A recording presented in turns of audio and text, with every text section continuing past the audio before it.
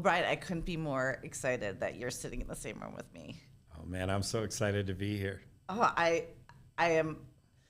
love your heart. I've watched all of the amazing things that you're doing. You're an amazing business person. You're a super caring person. I just can't wait to learn a little bit more about your story. Oh man, you give me way too much credit. No, that's not true. We've it's been a crazy few years. Yeah. Well, tell me, where does your story start? I mean, I feel like we could talk about a million things, but I don't know much about you. So tell me a little bit about your story. I grew up in Alaska. Really? So my parents moved there when I was really young from Arizona, because you might as well, right? And so I grew up there. I was the world's worst student. So my mom put me in a culinary program when I was 14. So I started my apprenticeship when I was 14.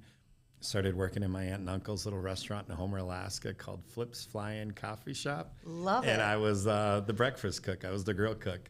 And that's really where I cut my teeth. And when I was 18, I left Alaska and I've never been back. And I just started doing the culinary world. And I was all over the country, from San Francisco to New York to really almost every state in the U.S. doing restaurants. And then had the opportunities to do restaurants in places like Singapore and Paris and all over. And as a chef? As a chef, okay.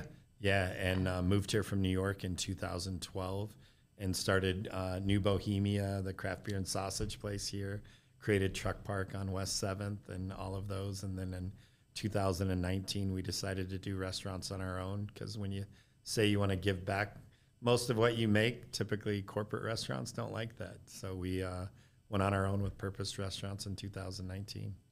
So how did you even decide what you want to do? I mean, I'm assuming that you've worked in all different kinds of restaurants, right? Yep. I mean, if you've been in that many restaurants, you've done it all. Yeah, so my wife, Sarah, when we were in Vegas, she started working with a group called the Cupcake Girls. It was to help women and even men that were in sex trafficking and got caught into that world. So she really loved the nonprofit space. She's been working with Zero Prostate and going to DC and kind of campaigning for funds for prostate cancer and stuff. So when we decided to do restaurants on our own, originally Hope was just going to be our give back. I knew breakfast, that's what I grew up with. Breakfast was something that, like, there's lots of Denny's and Perkins. We wanted to do an elevated kind of brunch thing. So Hope just seemed like the right thing for us to do. And it felt like we could do a lot of our give back because we'd have evenings available. We close at 3, so we could do lots of things within that space. So that's really how Hope got started. Even the name Hope, crazy how God leads us sometimes. Like, we found this old firehouse in St. Paul. We didn't know a lot about it. But then as we did a deep dive trying to figure out what we were going to name this restaurant, we found out it was called Hope Engine Company 3, built by volunteers. And it just had everything that we could ever dream of. And that's really how Hope got started. Oh, that is amazing. Yeah. So talk to me about the first restaurant. So the St. Paul Hope's Breakfast Kitchen. There's a give back component built into that, but like a couple different ways, right? Yeah. So we, I think we said publicly from the beginning, we did 3% of sales. We've since gotten rid of that because it's actually been much more than 3% of sales. We just give whatever it is that we can give. So for sure, a percentage of our sales goes to that. And in the beginning, we partnered a lot with the Children's Hospital across the street. Like our very first day we were open, we said we're going to give all that money to a family in need. And what does that even look like? So to me, I just walked over to the Children's Hospital and I'm walking around the hallways and I'm like, who are we going to give this money to? And security promptly came up and threw me out and said, you can't be walking in here.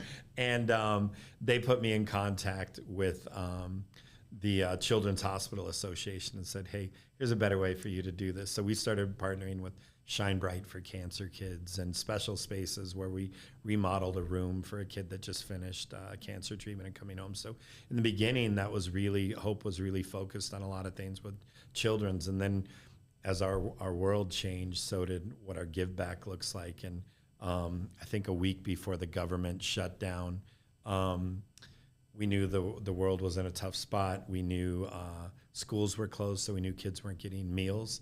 So I just did a post on social media and said, any family in need, we'll do a hot meal for you. And I think we had 10,000 requests in the first 24 hours. Wow. So I had to go tell my wife, we're closing our restaurant and we're going to just turn into a community kitchen.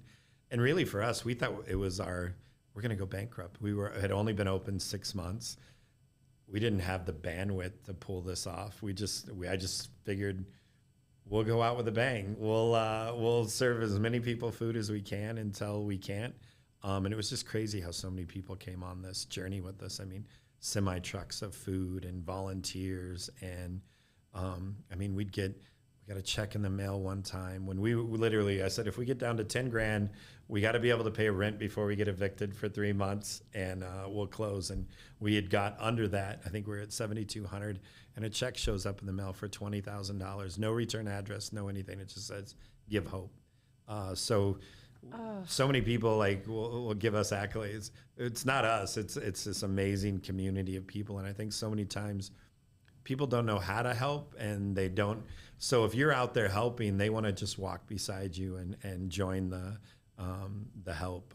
So that's really how it all got started. Oh, that's amazing. And what a gift to have a spouse that has the same heart that you do. Yeah, she's amazing. And she's only said no to me once, like right after everything that happened in Israel. The next day I was trying to get on a plane to go there and help. And she's like, you're not doing that. She's like, that one's not safe enough yet. You can't go there. But I mean, Turkey, Syrian border, what most people would think was a pretty sketchy area. She's like, yep, you should do it. Maui right after the fires. Yes, you should do it. And we got a 3-year-old at home. So that means she's got to do all things with the baby and take care of everything. And there's 6 restaurants that you got to check on. So she's amazing that she gives me that kind of freedom to go do it. Well, and you went to Ukraine too, right? Yeah, we didn't get into Ukraine. We went to the earthquakes right after Turkey, went over into Syria, but we haven't been over to Ukraine. It's, again, another one that we would love to get over. And again, just it's amazing what happens when you feed people and what that looks like, and conversations and healing that take place. So for me, it's just a special thing when you get to share a meal with somebody. We just got to see it the other night on our first responders and that tragedy that happened, and the hugs and praying together. It's just amazing what walls break down when you share a meal. That's so powerful. Yeah, that's amazing. So talk to me about your real estate empire with all of your restaurants. List them off for us so we know where we should go eat tomorrow. Yeah, so we've got 4 Hope breakfast bars right now. We've got one in the original in St. Paul. We've got West End. We have Egan. We have one at the Children's Hospital. That one really set up to be a give back. We have a big wall that just says, any family in need, if you can't pay for your food, just take a card and we'll pay for that food. All the food that's left over there every day goes to the Ronald McDonald House. So that one's really set up as a large part of what our give back looks like. We have a Hope in Woodbury that's under construction. We have a Hope in Edina that's just starting construction.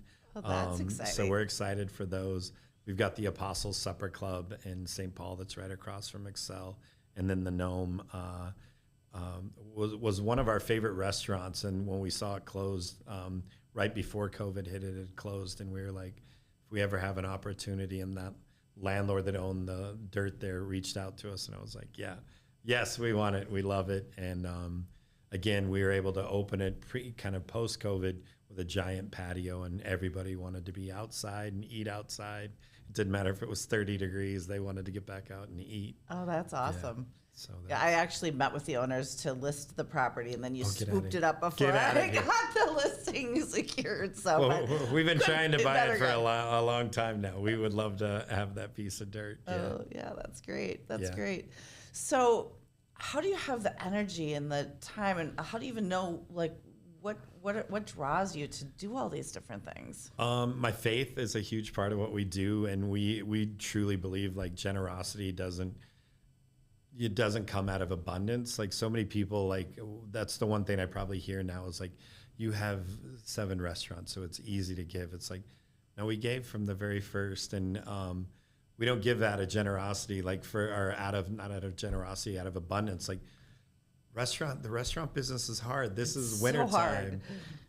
We just had to do a draw on our line of credit just to make payrolls and everything for the last couple months, and we had to call our bank and say, hey, we need $100,000 to get us through the winter. So even now, when we just did this thing for our first responders and gave away just over $20,000, we don't give that out of abundance. We give it because that's what I feel that we're called to do, and generosity should have a cost to it. It shouldn't.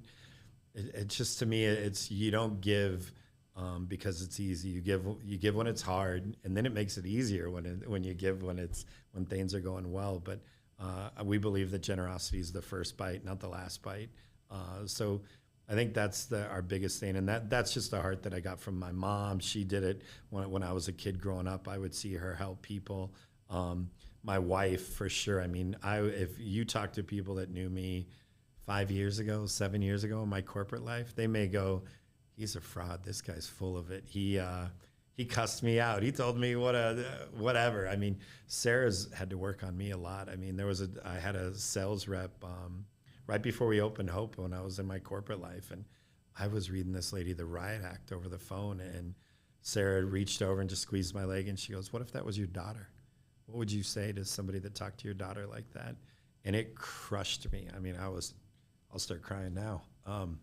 Just wrecked me, and I was like, you're right. People matter, and they're not just numbers. And just because I'm having a crappy day doesn't mean I should probably take it out on other people. So I'm a work in progress for sure. Well, we all are for sure. Sounds like. How did you meet Sarah? I met her at the very first New Bohemia. So I came out from New York. How'd you end up in Minnesota? So the group that I was working with on New Bohemia were from Minnesota, and they said, listen, if you move here, we'll help you fund as many of these as you want to do and help you fund restaurants. So I had come out, and Sarah was working there, and we just started talking because she had just moved here from New York as well. She grew up out here, but she went there, and her dream was always to be on Saturday Night Live. Like, my wife is hilarious and does really funny impressions and does all this stuff. So we started talking. We both love like Converse shoes and like old school classic stuff. And it's so we just started talking, and we kind of hit it off. And then over the next couple weeks, we started dating. I'm like, well, you can't work here. If I'm running this place, we can't kind of work together. And so she promptly quit, and we have been together ever since. So we've been married now 7 years and been together 11. That's amazing. Yeah. Wow, that's such a great story. Yeah, I love that. And you have a 3-year-old girl. No, a 3-year-old little boy. Oh, little boy. I've got a 22-year-old, a 21, and a 3-year-old, because everybody should have a baby at 50. So yeah. Oh my goodness, you have your hands full. Yeah, he's just broke his big toe, and is unstoppable in his little boots, still riding his bike and crashing into things. So yeah, it's funny. My 2 older kids have never broken a bone in their body, and I'm like, of course he would break his at 3. And he's a ton of joy and so much fun. And you're an author. Yeah, for a kid that literally wouldn't have graduated high school unless my sister, I was in an alternative school because regular high school had already kicked me out.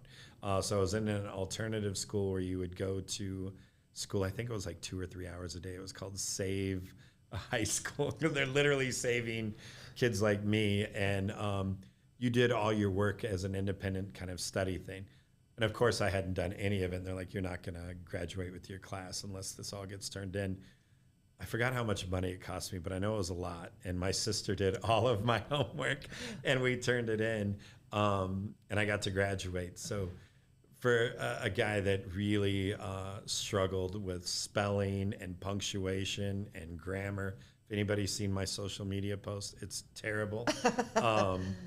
So that was just such a crazy journey. But for me, it was really, I really wanted to document what these last kind of 4 years look like and what it looks like in my life when God shows up in my life and you take me out of the equation, and I just kind of listen to what his prompts are and how I should interact in this world. And it was funny when we were even talking with publishers, they're like, we want your whole story. We want We want to go back to Alaska. We want to go back. We want all of that. And I was like, that's not, I don't want this to be about Brian's story. I want it to be the story about God and how he worked in our community. I mean, this tiny little restaurant called Hope fed hundreds of thousands of people, gave away millions of pounds of food. And how that just, it isn't possible without miracles that are happening every single day. So for me, that was the story I wanted to tell. I mean, we got to do a drive-through prom for all these kids that were missing school, and we had musicians that showed up and just said, I'll donate my time. We had somebody donate red carpets, and kids could pull up out on the side of the road, get out of their car, get a to-go meal, and then go back with their, so many of the kids, their drive-up prom was their dad or mom was their date. Others had been kind of huddling in their small circles. So some of them did get to come with boyfriends and girlfriends, but so many of it was just family. But they got to get the picture of what prom would look like. They got to get dressed up. And even though it only took 2 minutes, they pulled up, bands playing on the sidewalk. They walked the red carpet. They got the photo. We gave them a rose. We gave them a food. And then they just kept going. And it was just, I mean, how does any of that even happen, and how's it even possible? So for me, that was the story I really wanted to tell, was what when we as a community come together, what's possible, and it's amazing what's possible when we all come together. So do you attribute your faith to your mom, or where do you get this strong faith from? Like, who showed you the way? Yeah, no, tell me about that. Yeah, so I was I don't know if you can say a-hole on a podcast, but I wasn't a great human. When my first wife, she was a person of faith, and a lot of faith, because she put up with a guy that was an adulterer. And just I had a lot of success early on as a chef, and had been doing TV, and I bought into the Brian hype, and I thought I was owed and I deserved and all of those things. And I was 40 years old, and she was like, I'm done. I'm leaving. You need to go figure you out. And I saw this person that just had all this grace. Like, I hear all these horror stories about like divorces and how terrible they can be. She never once said a bad thing about me, never kept my kids from me, never did anything except go, anytime the kids are out of school, you can have them. So she didn't have them at Christmas time. She didn't have them over the summer. She let me have the kids and all my dysfunction and all of that. So one, I got to see just what does grace look like, and how does that even transpire. And then I was in Vegas, and again, I was in a super dysfunctional relationship and all of the madness. And I found a church there that said, it's okay to not be okay. And for me, that was a big thing, like, because I was so damaged and so screwed up. Like, I was like, I can't go to church. I can't. And I had so much guilt that I felt that this is the lot I deserved in life, because I made so many bad choices. So for me, it's been a long journey. I'm 55 years old now. So it's been a crazy journey. And again, because so many people showed me grace, that how do I not do something? And I mean, and again, even like Hope, when we were building Hope, I got fired from my job. I had this great corporate job that was paying for it. The board had a vote, and they were like, no, we're not going to let him do this side project, so you're fired. So Sarah and I had no idea how we were even going to finish this little restaurant, because it was just supposed to be a give back. It was never even supposed to support our family. And now it had to support our family, and it was just crazy how it happened. And somebody called us one day, Robert, this gentleman named Robert called, and he said, hey, I was going to open a restaurant. I'm not now. I have all this amazing furniture that I'd love for you to come look at it. So we go to this woodworking shop, and there's all of this amazing furniture. And he's like, do you want it? And I'm like, yeah, we would love it, but we don't have the money to buy it. This guy gave us like $200,000 probably worth of furniture, just to finish Hope. And not only did he give it to us, but he goes, I'll have it delivered tomorrow to your restaurant. So a moving company shows up, and they're moving all of this furniture in. So Hope wouldn't even exist today without all of these people that helped us to get Hope off the ground. So for me, it's how do we not give back within our group? Like, we don't exist without the generosity of others. So we damn well better be generous with what we have. Well, clearly are. And you've got a foundation, right? So Yeah. how does that all work? Yeah, so we have our Give Hope Foundation. When we first were going down the road, we were going to do what we established a nonprofit. I'm not a big rule guy, and I don't like to. There's so many rules on how you give as a nonprofit, and having a board and getting approval. We like to react very, very quickly, and if we see somebody in need, we want to be able to give to them, and we want to give immediately. So, like I think we're up to 7 funerals that we've had to pay for in the last few years, just young kids that have been hit by random gunfire. We learned about a hospitality and worker in need at a McDonald's right up the street from Hope. She lost her son, and I'm like, we're just going to drive through the drive-through, and we're going to hand her a check for, I think it was $3,000 or $5,000, and we were able to do that because we transitioned to a foundation because we want to give in ways where we can just give immediately and not have to follow maybe some of the rules. They were like always, Brian, it's better if you give to other nonprofits. It's better if you give to 501c3s. It's better if you give this way. And I'm like, we want to give to people that really need it. And I want to be able to move quickly. Like when the earthquake hit in Turkey, when you go to Turkey and you say, I'm going to give $50,000, $100,000 to families in need, to mobile food kitchens that are outreach. And I don't want them to have to necessarily fall in line with what the government says we can do to give. So we give a little bit differently, and we give immediately. Like when we had the same with the first responders, I didn't have to think about it. I saw that it happened, and within hours we said we're going to give everything we make from this day to them. And a lot of times you can't do that in a nonprofit space. So that's really how it transitioned to a foundation. We really wanted to give the way I feel that God calls us to give, and that's not because we get a tax write-off. And that's important for me. When we say we give, like, and not to knock anybody that ever does like a percentage of sales, but to me that feels like a marketing play. We're going to give 10% of today's sales. Well, if 2,000 extra people showed up today because of your 10%, then it helped you. To me, it can't help you. In fact, it should cost you more. So for us, I'll give you an example on this first responders. So for that, a typical day at Hope in Egan on a Tuesday is $3,000.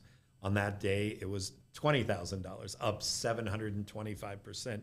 So if I would have just given 10% of that, I would have made an extra whatever $18,000, and we would have given away $2,000. That feels really yucky and really dirty to me.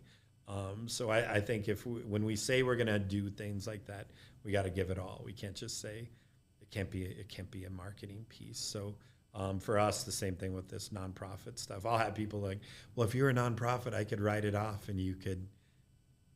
I don't want you to give because you get a tax write-off. I want you to give because it's the right thing to do. Yeah.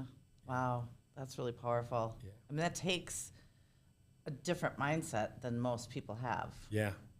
How can we support you and all of the amazing things that you're doing? What are there's a variety of ways, right? There's a variety of ways. If you want to ever walk on any of this journey with us, our website is givehopemn.org. If you ever want to stand with us as you see our outreach and that resonates with you, you can join us on that. Going into our restaurants is huge. That helps us to do what we do every single day. And I think the biggest thing, like for us right now, I come from a family of first responders. All my uncles in Arizona, my cousins, all went fire and police, and most of them went military first. I think I'm one of the only ones in my family that went restaurant, and everybody else kind of did the military and police. So for me, it's how do we change that narrative on our first responders?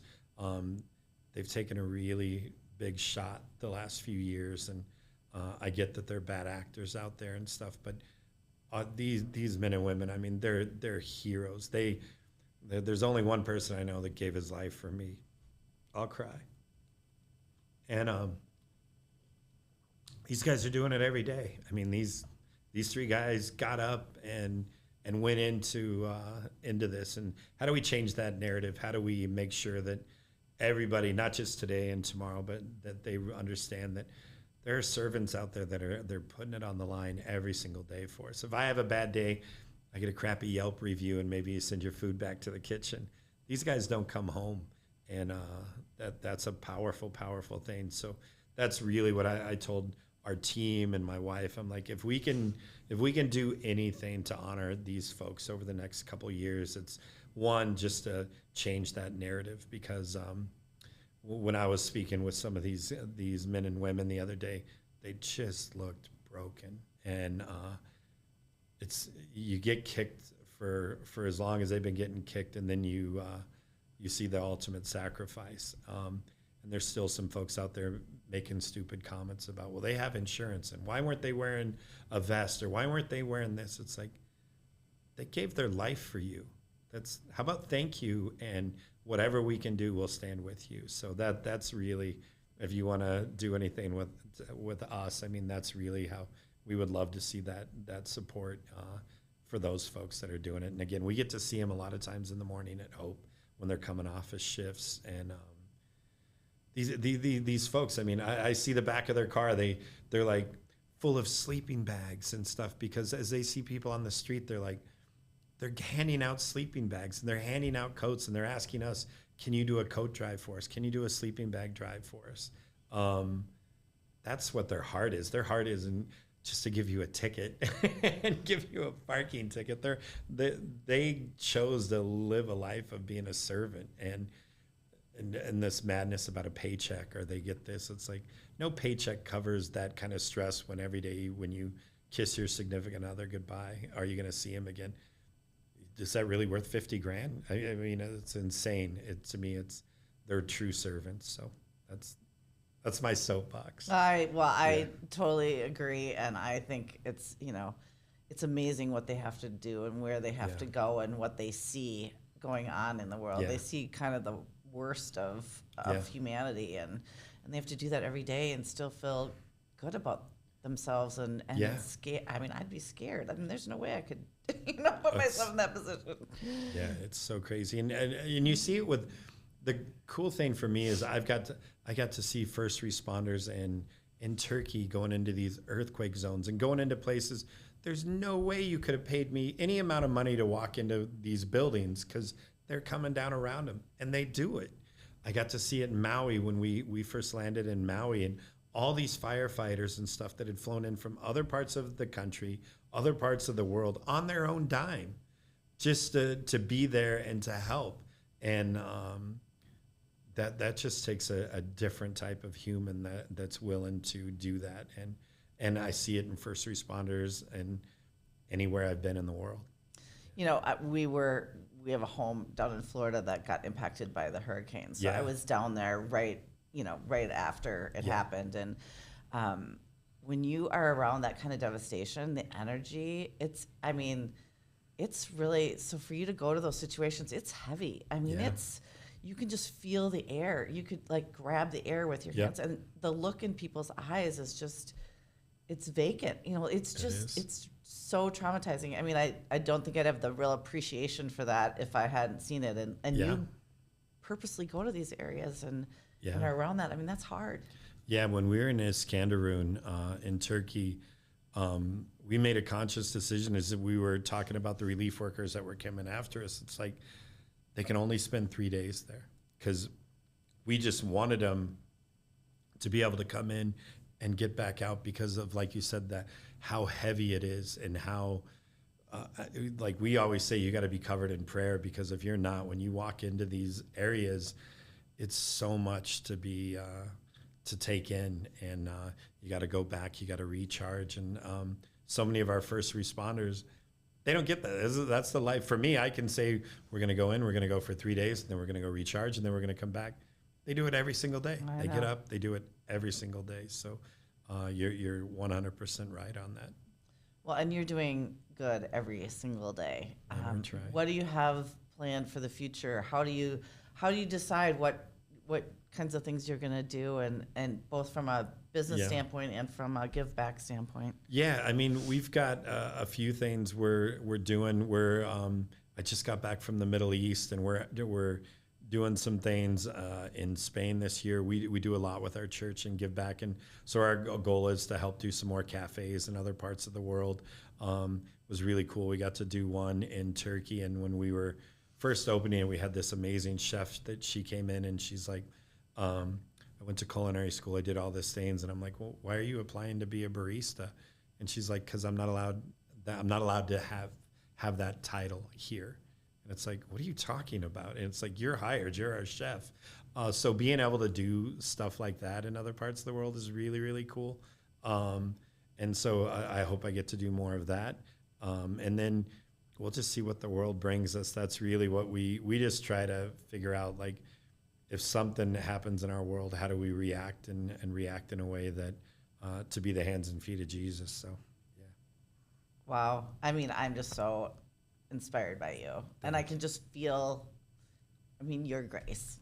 And that's pretty amazing. You're getting me crying again. I know, I'm crying too. I mean, it's just such an honor to talk to you. And I look forward to following you and standing by you and supporting all the amazing things that you're doing. Well, thanks for giving us an opportunity to even talk about so much of this stuff. A lot of times we don't get to share this kind of stuff. And it's people sometimes will just say, oh, this is the chef or this restaurant and their food sucks or whatever it may be. So it's really fun when we get to talk about our heart of why we do it and the reason behind it. Well, I'm, like I said, truly inspired, and I just give you lots of credit for all of that, and I'm honored to be in the room with you and listen to your faith and how that's changing so many people's lives. Oh, man. Thank you. Too kind. Thank you.